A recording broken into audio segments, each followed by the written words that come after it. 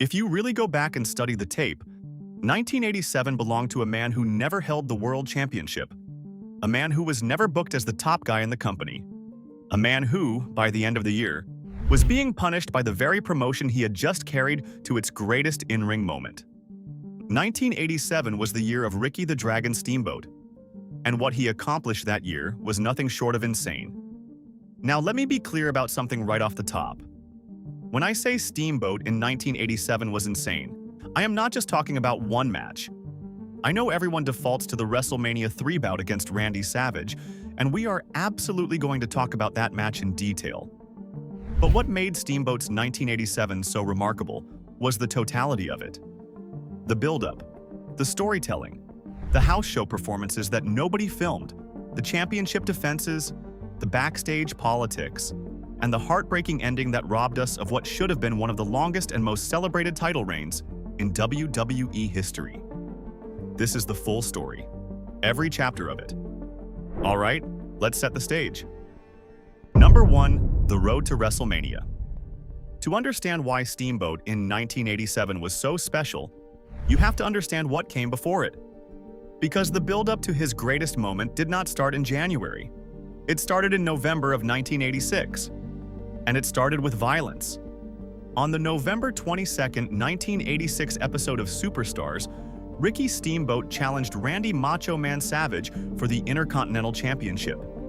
This was not some random TV match.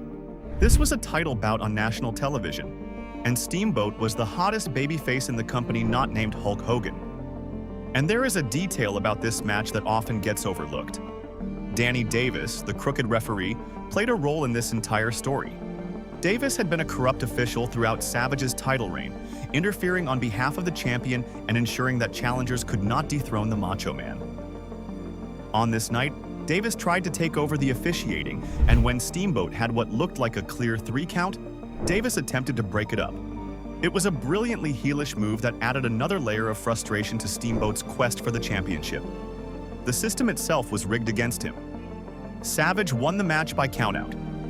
And normally, that would be the end of the story.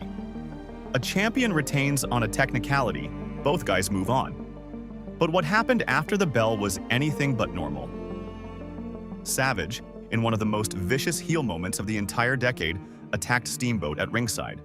He shoved him throat first into the steel guardrail. And then, as if that was not enough, Savage climbed to the top rope, grabbed the ring bell, and dropped it directly onto Steamboat's exposed throat. The image is burned into the memory of every fan who watched it. Steamboat writhing on the mat, clutching his neck, gasping for air like a man whose life was slipping away. His wife Bonnie was in the audience. The referees were scrambling. And Savage just stood there with that wild look in his eyes. No remorse, no hesitation. Now, of course, this was a storyline injury, a kayfabe crushing of the larynx. But the way Steamboat sold it made it feel real. And that is what made Ricky Steamboat different from everybody else. He did not just perform wrestling moves. He made you believe. He made you feel every single second of pain. And in that moment, every kid watching at home genuinely thought the Macho Man had just ended this man's career. What followed was a masterclass in long-term storytelling. For weeks, Steamboat appeared on WWE television in backstage vignettes, visiting doctors, undergoing rehabilitation, trying to learn how to speak again. His voice was raspy. His words came out in whispers. And with every appearance, the audience's hatred for Randy Savage grew deeper, and their sympathy for Steamboat grew stronger. This was not a 2-week build. This was not a social media call-out followed by a match announcement. This was a 3-month slow burn, the kind of patient, emotional storytelling that modern wrestling rarely has the patience for, and it all pointed toward one destination: WrestleMania III. Number 2, the feud heats. Up on the house show circuit. Here is something that most people do not talk about enough. While the television storyline was building toward WrestleMania, Steamboat and Savage were already tearing it up on the house show circuit, and those matches were incredible. Steamboat made his official in-ring return on the January 5th, 1987 Superstars taping, defeating Barry O with a flying crossbody. It was a short match, a squash really, But the pop he got from the crowd was enormous. The Dragon was back. Then on January 3rd, on Saturday night's main event, Steamboat showed up at ringside during a Savage match against George the Animal Steele. He did not wrestle. He did not attack. He just stood there, staring at Savage from the floor, and the Pontiac crowd lost their minds. It was the kind of moment that words on a page cannot do justice. The intensity in Steamboat's eyes, the paranoia on Savage's face. You could feel the collision coming. Throughout January and February, the two met repeatedly at house shows across the country. And according to multiple retrospectives, some of those early 1987 house show matches were even better than the WrestleMania bout itself. Steamboat, fresh off his return, was wrestling with a fury and an aggression that he rarely showed. He was not the calm, composed technician fans were used to. He was a man out for blood, and sometimes that obsession with hurting Savage cost him the match. In those early encounters, Savage frequently won by countout or disqualification because Steamboat was too consumed with getting revenge to focus on winning. And that became the actual story of the feud. Steamboat had to learn to channel his anger. He had to stop fighting like a man seeking vengeance and start fighting like a man trying to win a championship. That psychological arc is what made the WrestleMania match mean so much more than just two guys having a great match. He also defeated the Iron Sheik on the February 21st edition of Saturday night's main event, continuing his momentum heading into March. Everything was pointing in one direction. Every squash win, every house show confrontation, every raspy-voiced promo. The Dragon was hunting the Macho Man, and March 29th was the date of reckoning. Number 3, WrestleMania III and the match that changed everything. March 29th, 1987, the Pontiac Silverdome. Over 78,000 fans packed into that building, with the WWE claiming a figure of 93,173. At the time, it was the largest indoor crowd in North American history. Everyone was there to see Hulk Hogan body slam Andre the Giant. That was the main event. That was the draw. But the match that stole the show? The match that people are still talking about nearly 4 decades later? That belonged to Ricky Steamboat and Randy Savage. Let me paint the picture for you. Savage comes out first with Miss Elizabeth. Steamboat follows, with George the Animal Steele in his corner. Steele's presence was not random. He had his own issues with Savage, stemming from his well-known obsession with Elizabeth. It added another layer to an already compelling story. The bell rings, and from the very first lockup, you can feel that this is different from anything else on the card. These two are not stalling. They are not working a slow, methodical pace. They are going full speed from the opening seconds, and they never let up. Steamboat starts working the arm. And right away, his arm drags look crisper and tighter than anything else you have seen on a WWE card. Savage is bumping at full speed, flying across the ring like his life depends on it. Within the first 2 minutes, you are watching something that does not belong in 1987 WWE. This is the kind of pace and precision that would not become standard in American wrestling for another decade. Then Savage takes over. He throws Steamboat over the top rope. He targets the throat, landing a short elbow to the injured area. And in that one moment, the entire backstory comes rushing back. The ring bell, the doctors, the raspy voice. Steamboat sells it like death, and the 78,000 people in that building are on the edge of their seats.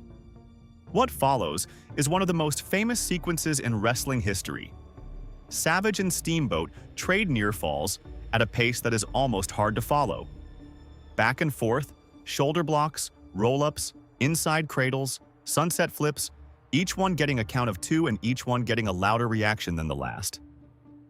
Steamboat himself would later say they had 21 false finishes in less than 17 minutes.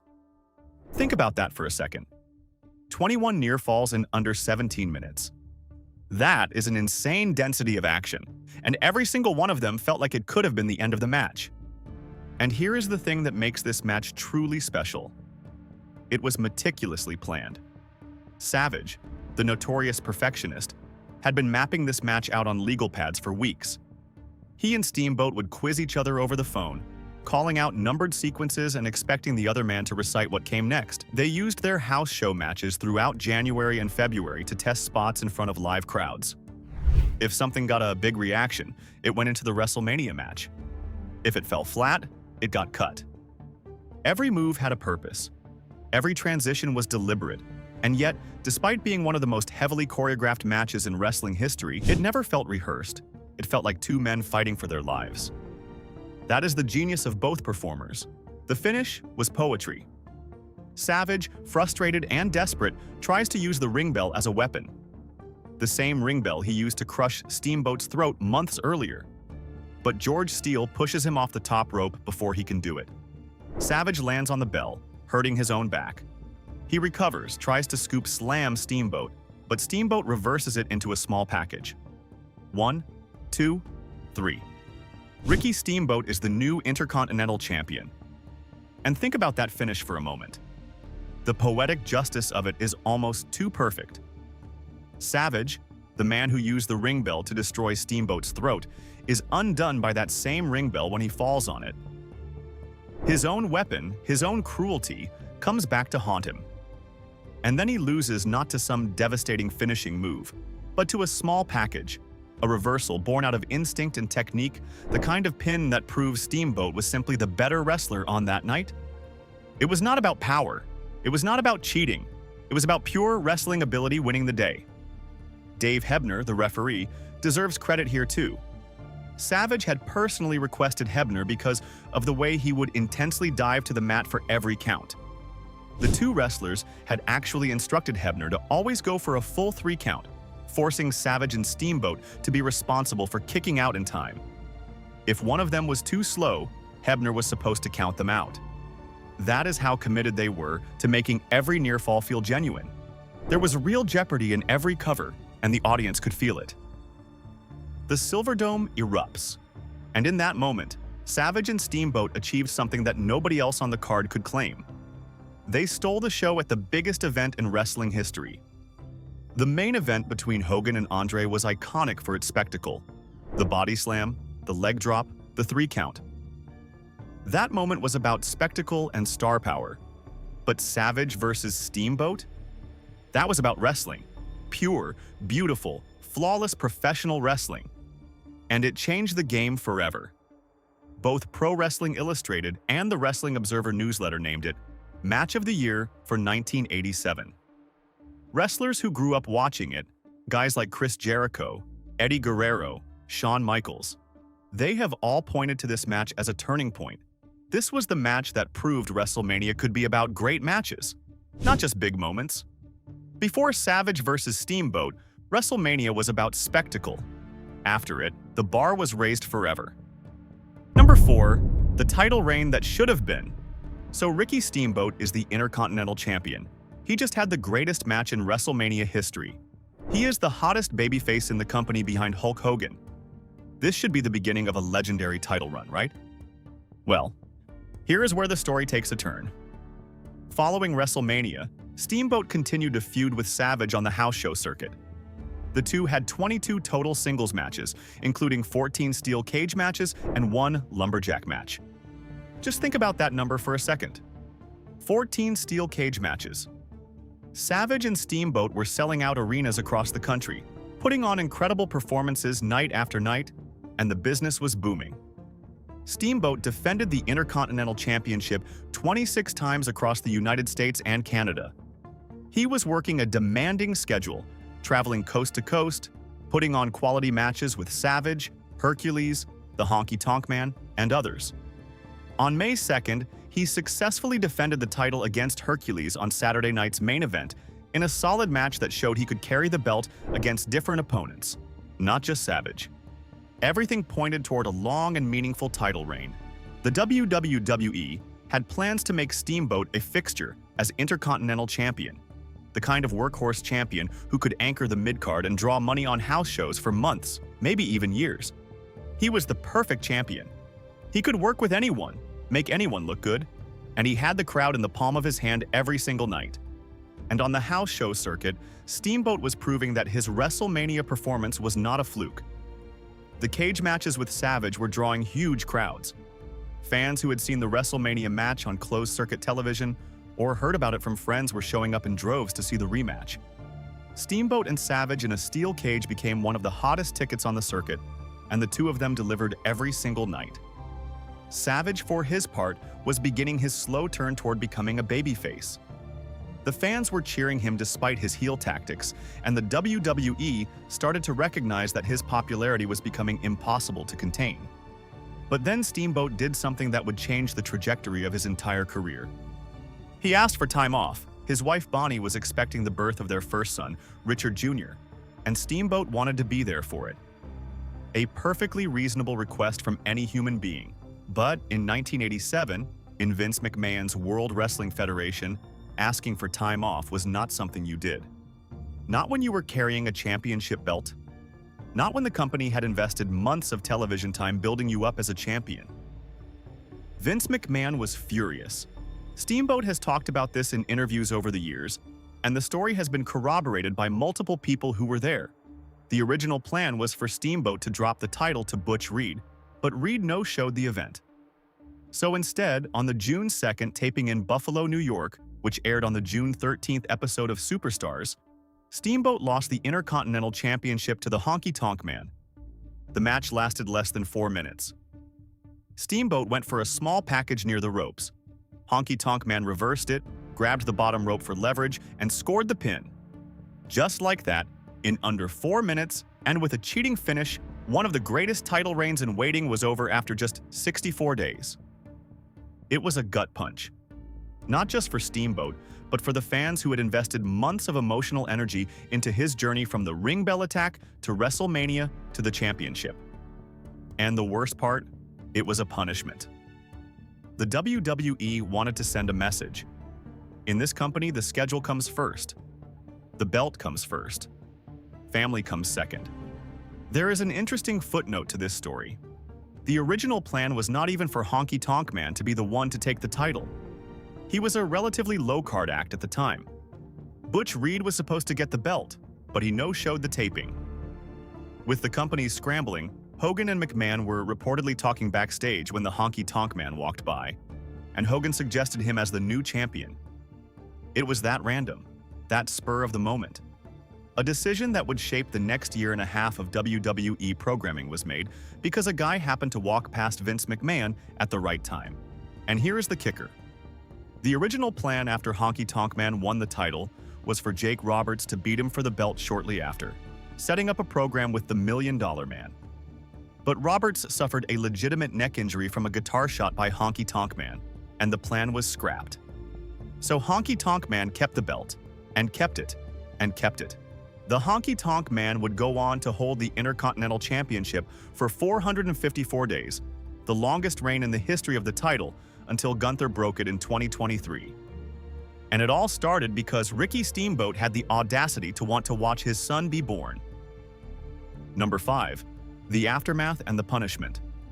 Steamboat's son Richard Jr. was born in the summer of 1987, and Steamboat returned to the WWE in time for the first-ever Survivor Series on November 26th.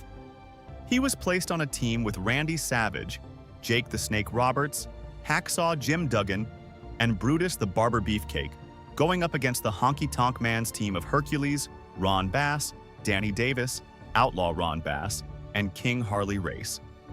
And here is the interesting part.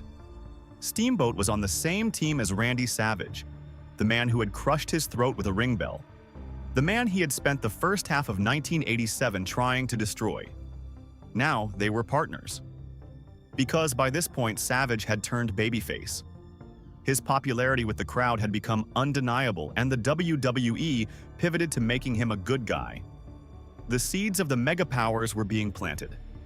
Steamboat, Savage, and Roberts survived the match, eliminating the entire opposing team. It was a solid performance, but you could already feel the shift in how the company viewed Steamboat. He was no longer the featured attraction. He was not in a meaningful singles feud. He was filling a role, a spot on a team, a body to make up the numbers. For a man who had been the Intercontinental Champion 6 months earlier, it was a jarring demotion. And the body language told the whole story. Steamboat was still getting pops from the crowd. The fans still loved him. His name still meant something, but the booking told a different story. No programs, no angles, no promos, no vignettes. He went from being the focus of the company's most compelling storyline to being just another name on the roster. There were small moments throughout late 1987 where you could see flashes of what Steamboat was capable of. He had a double countout with the Honky Tonk Man on Superstars in November. He was still getting quality reactions whenever he appeared, but the push was gone, and everybody knew it. Steamboat himself has implied in interviews that the punishment went deeper than just losing the title. He has suggested that the real reason he was buried was not just the time-off request, but because his match with Savage at WrestleMania III had outshone the Hogan vs. Andre main event. In the WWE of the 1980s, you did not upstage Hulk Hogan. Whether it was Hogan himself or McMahon or a combination of both, the message was clear. The Dragon had flown too close to the sun. After the Survivor Series, Steamboat hung around in the WWE through early 1988. He defeated Rick Rude by disqualification at the first ever Royal Rumble in January 1988. But there was no follow-up, no meaningful feud, no title shot. He was given a first-round match at WrestleMania IV against Greg Valentine and lost. A year earlier, he had stolen the show at WrestleMania. Now he was losing in the first round to Greg Valentine. The decline was swift and intentional. Steamboat saw the writing on the wall. By the spring of 1988, he was done with the WWE. He left the company and would not return until 1991. But where he went next would produce some of the greatest matches in the history of professional wrestling. Because in January 1989, Ricky Steamboat walked into the NWA and began his legendary trilogy with Ric Flair.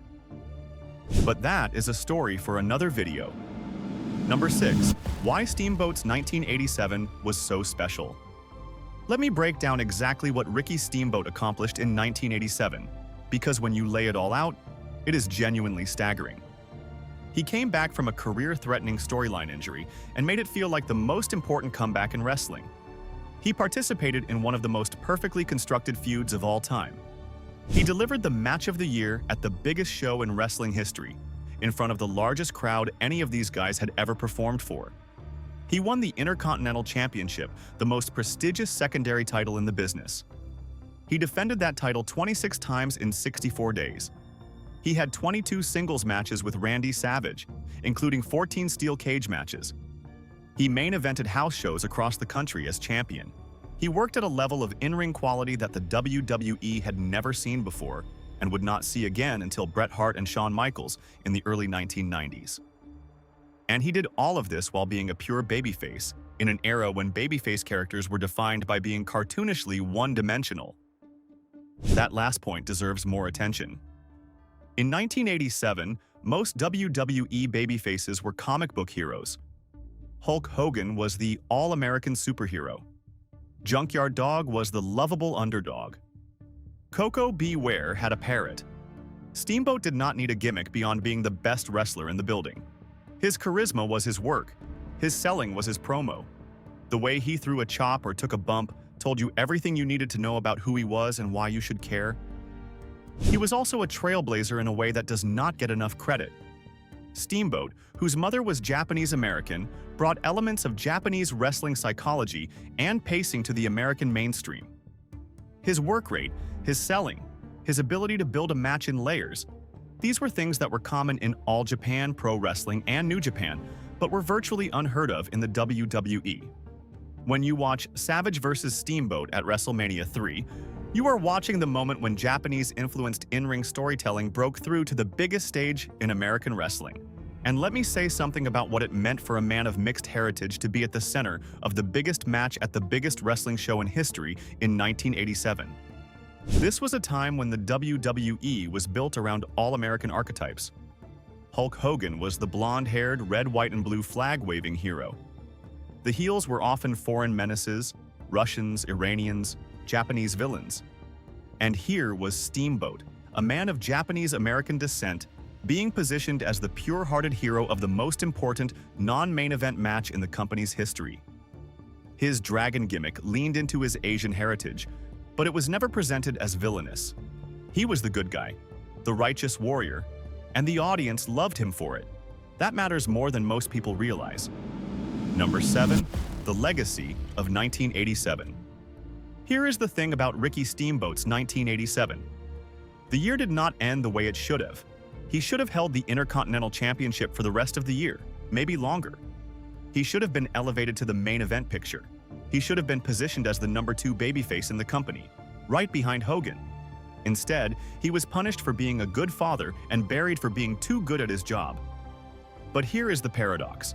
The punishment and the brevity of his title reign actually made 1987 more legendary, not less. Because it turned Steamboat into a tragic figure, a man who did everything right in the ring but was punished by the politics outside of it. A wrestler whose greatest achievement was simultaneously the moment that began his downfall. There is something deeply compelling about that story, and it has ensured that Steamboat's 1987 is talked about with a reverence that few other single-year runs in wrestling history can match. Think about how many wrestlers have cited Savage vs. Steamboat as the match that made them want to become a professional wrestler. Chris Jericho has spoken about it at length. He was so inspired by the WrestleMania III match that years later, in 2009, when he had a brief feud with Steamboat, he recreated the finish. He tried to scoop slam Steamboat, and Steamboat reversed it into a small package for the pin, just like he did to Savage 22 years earlier. That is the kind of impact 1987 had. Shawn Michaels, the man who would go on to be called Mr. WrestleMania, has acknowledged the influence. Before Savage vs. Steamboat proved that you could steal the show with great wrestling at WrestleMania, the event was about spectacle, not match quality. After 1987, the expectations changed. Suddenly, wrestlers wanted to be the ones who had the best match on the card. The WrestleMania show stealer became a goal, a badge of honor. And that all traces back to what Steamboat and Savage did in the Pontiac Silverdome. The ripple effects went beyond WrestleMania. The 21 near falls, the false finishes, the rapid-fire pace, these became the building blocks of modern wrestling. When you watch an Okada vs. Tanahashi match in New Japan, or a Cody Rhodes vs. Seth Rollins match in modern WWE, and you see that flurry of near falls in the closing stretch where the crowd is on their feet screaming, that traces directly back to March 29, 1987. Steamboat and Savage did not invent near falls. They did not invent fast-paced wrestling. But they brought it to the biggest audience American wrestling had ever seen. And they did it so well that it became the template for every great match that followed. Mike Johnson of PW Insider put it best when he said that before Savage vs. Steamboat, there were spectacles on the WrestleMania stage and there were big matches, but nothing like what those two delivered for the Intercontinental Championship. That is a significant statement. It acknowledges that the standard was fundamentally changed by what two men did in less than 17 minutes. And here is the most remarkable testament to the match's enduring power. Steamboat has said in interviews that everywhere he goes, at every appearance, that match is always brought up. Kids who were not even born when it happened come up to him and tell him they just watched it the night before. The match transcends its era. It is not just a great match for 1987. It is a great match, period. It holds up against anything produced in any decade in any promotion, because the fundamentals of what makes great wrestling, the storytelling, the pacing, the emotion, the execution, those things are timeless. Number 8. The man behind the matches. What made Ricky Steamboat capable of having a year like 1987? Because you need to understand, this did not happen by accident. This was the product of a man who had spent over a decade perfecting his craft before he ever stepped foot in the Pontiac Silverdome. Richard Henry Blood was born on February 28, 1953, in West Point, New York. His mother was Japanese-American. His father was white. He grew up in Florida, attended Boca Ciega High School, where he was on the amateur wrestling team, and became a Florida State wrestling champion. He was trained by Laverne Clarence and the Iron Sheik, and debuted professionally in 1976 in the American Wrestling Association. He took the name Steamboat from older Hawaiian wrestler Sam Steamboat with Sam's blessing. Eventually, he settled on Ricky Steamboat, the name he would carry for the rest of his career. He spent the late 1970s and early 1980s in Jim Crockett Promotions, the Mid-Atlantic territory, where he became one of the most respected in-ring performers in the business. He won the United States Championship, the Television Championship, and formed a legendary tag team with Jay Youngblood that captured the NWA World Tag Team titles multiple times. But it was his rivalry with Ric Flair in the early 1980s that truly established Steamboat as a world-class talent. Those mid-Atlantic matches between Steamboat and Flair were legendary within the wrestling community, and they foreshadowed the trilogy that would come in 1989. Steamboat's speed against Flair's cunning, the Dragon's fire against the Nature Boy's guile. It was a natural combination, and it produced incredible results every single time. When Vince McMahon came calling in 1985, Steamboat was already a fully formed performer. He was given the Dragon gimmick, trading his jacket and trunks for a martial arts-style GI and long tights. He debuted at the original WrestleMania, defeating Matt Bourne. He feuded with Don Morocco and Mr. Fuji throughout 1985 before entering one of his most important pre-Savage feuds in 1986. That feud was with Jake the Snake Roberts, and it was brutal. On the May 3, 1986 edition of Saturday Night's Main Event, Roberts attacked Steamboat before the bell and DDT'd him on the exposed concrete floor. This was not a worked DDT on a padded mat. This was Steamboat's head being driven into concrete. He was legitimately knocked unconscious. Roberts has spoken about this multiple times over the years. He did not want to do it. He told Steamboat and the WWE producers that it was impossible to do safely on concrete. There were no pads, no mats, nothing between Steamboat's skull and the arena floor.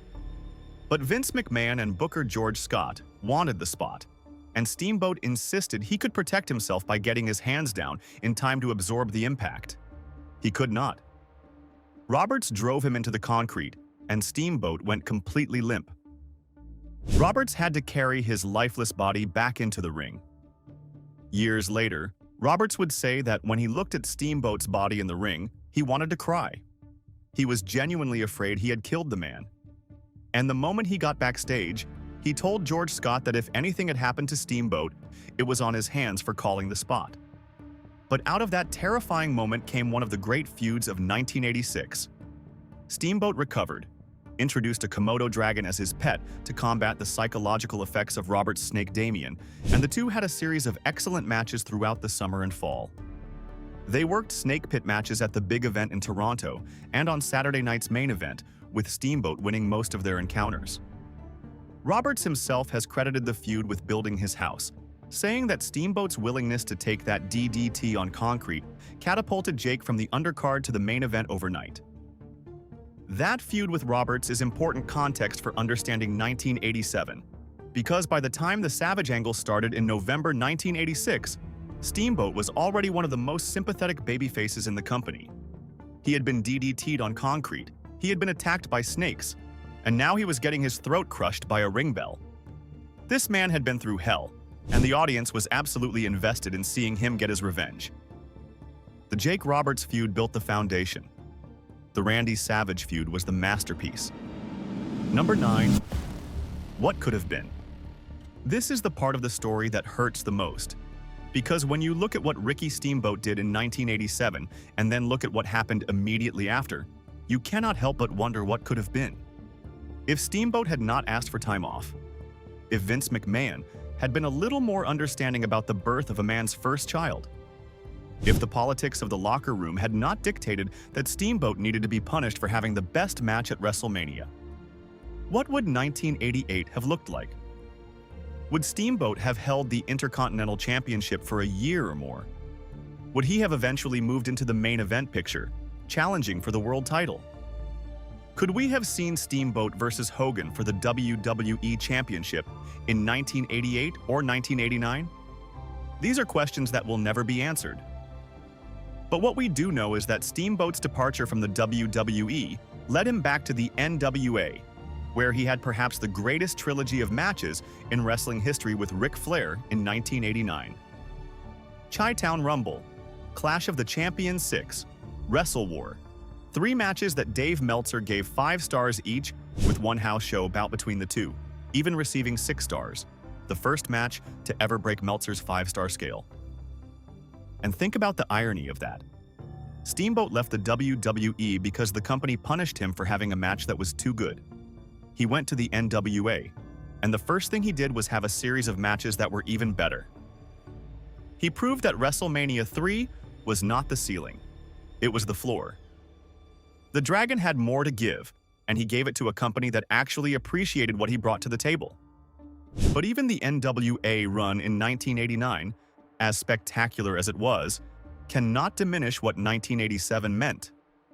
Because 1987 was not just about great matches, it was about a perfect year of storytelling, a year where every piece fell into place, where the hero was wronged, fought back, overcame the odds, won the gold, and then was betrayed by the very system he had carried on his back. That is not just a wrestling story. That is a story as old as storytelling itself. So, in a strange way, the WWE's loss was the NWA's gain, and Steamboat's career ultimately benefited from the change of scenery. But it does not change the fact that in 1987, Ricky Steamboat was the best wrestler on the planet, working at the highest level, and he was punished for it. Number 10. The final word. Here is what I want you to take away from this video. In 1987, Ricky Steamboat accomplished something that very few wrestlers in history have ever done. He told a perfect story from beginning to end. From the ring bell attack in November 1986, to the throat rehabilitation vignettes, to the January return, to the house show wars, to the WrestleMania masterpiece, to the championship victory, everything was connected. Every chapter flowed into the next. Every moment had weight and consequence, and the wrestling itself was on another level. This was a man who was so smooth in the ring that it almost defied logic. His arm drags were the crispest in the business. His chops sounded like gunshots. His selling was so believable that you genuinely worried about him. And his ability to build a match from a slow opening to a frantic, pulse-pounding climax was unmatched by anyone in the WWE. Steamboat did not need catchphrases. He did not need gimmicks. He did not need promos written on cue cards. His wrestling spoke for itself, and in 1987, it spoke louder than anything else in the entire industry. The tragedy is that the WWE did not know what they had. Or maybe they did, and that was the problem. Maybe a wrestler who could outshine Hulk Hogan and Andre the Giant with nothing but his in-ring ability was too dangerous to push. Maybe the business was not ready for a champion whose greatest weapon was simply being the best at professional wrestling. Whatever the reason, Ricky Steamboat's 1987 remains one of the most incredible single-year runs in wrestling history. It gave us the match that changed WrestleMania forever. It gave us one of the greatest feuds of all time. It gave us proof that wrestling, at its best, is an art form that can move tens of thousands of people to their feet with nothing but two men, a ring, and a story worth believing in. And it gave us the Dragon. Steamboat was inducted into the WWE Hall of Fame in 2009 by his friend and rival Ric Flair. In 2009, at the age of 56, he had one final run of televised matches against Chris Jericho that reminded everyone why he was considered one of the greatest to ever do it. Even at that age, the arm drags were still crisp. The chops were still thunderous. The fire was still there. But nothing will ever compare to 1987. That was his year. That was the year the Dragon breathed fire on the biggest stage and lit the entire industry ablaze. That was the year a 34-year-old man from West Point, New York, with a Japanese-American mother and a white father, walked into the Pontiac Silverdome and delivered a performance that would influence every wrestler who came after him. Drop a comment down below and let me know, was Savage vs. Steamboat at WrestleMania III the greatest match of all time? Or do you think there is another match that deserves that title? I want to hear your thoughts. Until next time.